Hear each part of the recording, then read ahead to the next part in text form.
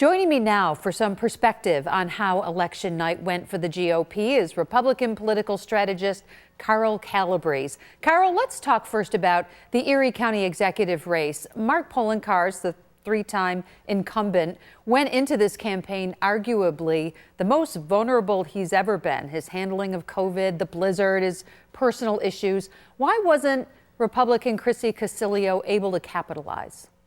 Well, he was certainly vulnerable, but he also had some, structural advantages, starting with 136,000 more Democrats than Republicans in what is a very culturally blue county. He also had a huge advantage in fundraising. But beyond that, the fact that the Republicans were not able to get a veteran candidate, someone who had a record in public office, who understood how to run a campaign, who understood how to raise money, was really a detriment. And again, I don't want to take away anything from Chrissy Casilio because she was a rookie.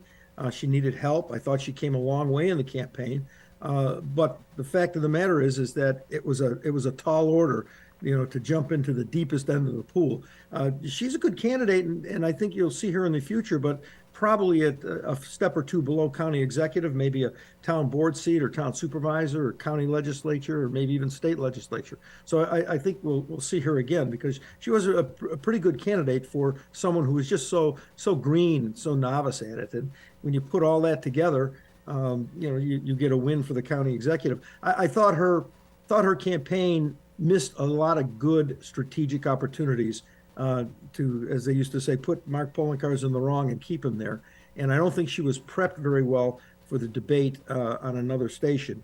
I thought there were a couple of really good opportunities for her to maximize hits on the incumbent that just were not taken. I don't blame her. I think her prep team did not anticipate some of the questions, and they should have, because those questions had to do with January 6th and her tweets. And if those questions were anticipated, the answers they gave her in those prep sessions were not the best they could have. Let's put it that way. Carl, tell us a little bit of the inside baseball on that. I mean, is Casilio responsible for getting her own group of strategists together, or is this the Erie County Republican Party's responsibility? Maybe a little bit of both. I mean, candidates have people that they've worked with, if not in politics, certainly other aspects of life that they're comfortable with. But again, she needed help, and she needed a top-notch strategy team around her. I understand that she had a novice campaign manager for a good part of the campaign, and that they made a switch in the latter part of the campaign. But yeah, I mean, it's up to the party in a situation like this to do as much as it possibly can to bring as many advantages to its candidate, whether it be a veteran candidate or a novice candidate, bring as many advantages to the table as possible. That's one of the functions of a political party. And I mean advantages in terms of organization, volunteers, fundraising, and certainly a strategy team. Well, Carl, there were places where the GOP did well last night, like in Cheektowaga in the supervisor's race. That's still close to call. There were big wins for Republicans. Let's talk a little bit about the Cheektowaga town race. It seems like it's not going to be decided for at least a week. Yeah, maybe longer. It could be almost 2 weeks before it's decided. It's razor thin. I guess you'd call it a moral victory for the Republicans that they're down in enrollments by a significant number of votes, but to come this close. But I hold the belief that in politics there's no such thing as a moral victory. You either put a W in the win column or you don't. The old saying, there's either first place or no place. That's the nature of politics. So as impressive as Mr. Jasinski's run was, if he doesn't win it, he doesn't win it, and it's not a victory for the party then. Do you think the migrant issue is what drove his campaign and drove that issue? Absolutely. No doubt in my mind about that. And I think there would have been other ways to maximize that issue beyond Cheektowaga that just were missed. Well, let's talk about the city of Lockport mayor's race because that flipped from an incumbent Democrat to a Republican. That obviously is an unexpected win there. Yeah, it was. A gentleman named John Lombardi beat the mayor, Michelle Roman, by about 200 votes out of 4,000 cast.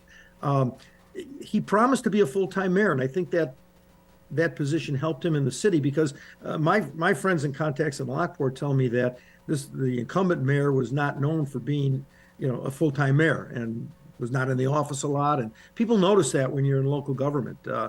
People are constantly coming into city hall, town halls. They want to take a look and see if the supervisor or the mayor is in, maybe talk to them, bring up a complaint, a compliment, whatever. And if you're not there, people notice that in local government. They notice it very quickly. And if that was the winning issue, and I think it was based on what my contacts tell me, his pledge to be a full-time mayor hit home. Carl, there were big town board race wins in West Seneca and Hamburg for Republicans, but big losses in Amherst and in the town of Tonawanda, which, as you know well, as a former supervisor there, have voted increasingly Democrat. Things are really changing there in those communities. Oh, they have changed. Actually, MaryAlice, the town became Democrat in enrollment when I was supervisor, and that was back in 1995. I was supervisor from 93 to 2000. But from 95 on, it was a Democrat enrolled town. That enrollment edge is only growing bigger and bigger to the point now where, in my opinion, as of today, it can change going forward. But as of today, and in the last several cycles, it is a solid Democrat town. And I think you can say the same about Amherst. Amherst now has over 12,000 more Democrats than Republicans. It's been a long time since Republicans won seats in Amherst. They had some good candidates yesterday who spent a lot of money and came up way short. And so I think from a structural standpoint, you now have to say that at least two of the three first ring suburbs, Amherst and Tonawanda, are clearly deep blue. Cheektowaga is blue, maybe not as deep because you have more ticket splitter voters in Cheektowaga that with the right Republican, they will vote for that person. But it's still a blue town, given the makeup of the town board and of town government. It's almost exclusively Democrat. There's only one Republican on the town board now. So that's the situation Republicans face. They're down in the city by 7 or 8 to 1 in enrollment, and they now are behind in Cheektowaga, Tonawanda, and Amherst.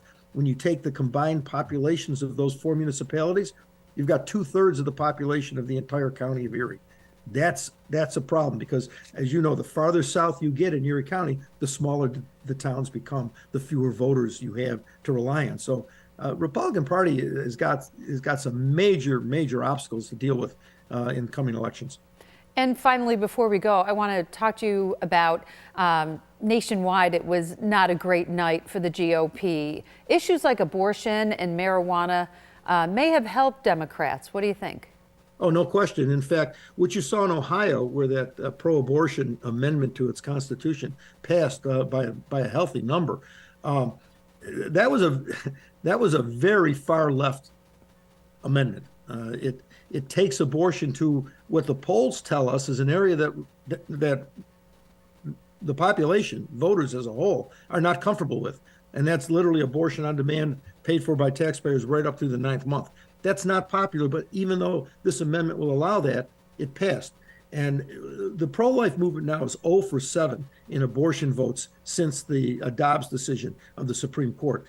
Republicans do not, number one, are reluctant to talk about abortion, and number two, when they do, they don't know how to talk about it. And until they figure those two things out, they're going to continue to have their lunch handed to them by the other side. Now, I think the significance of this for next year is that you will now see Democrat legislatures around the state next year in the presidential election attempting to put a similar type of amendment on the ballot so that they keep abortion in the forefront as an issue and they drive turnout by their base. So this does have significance. It will have legs, and Democrats will try to repeat what happened in Ohio in other key states that will decide who the next president is.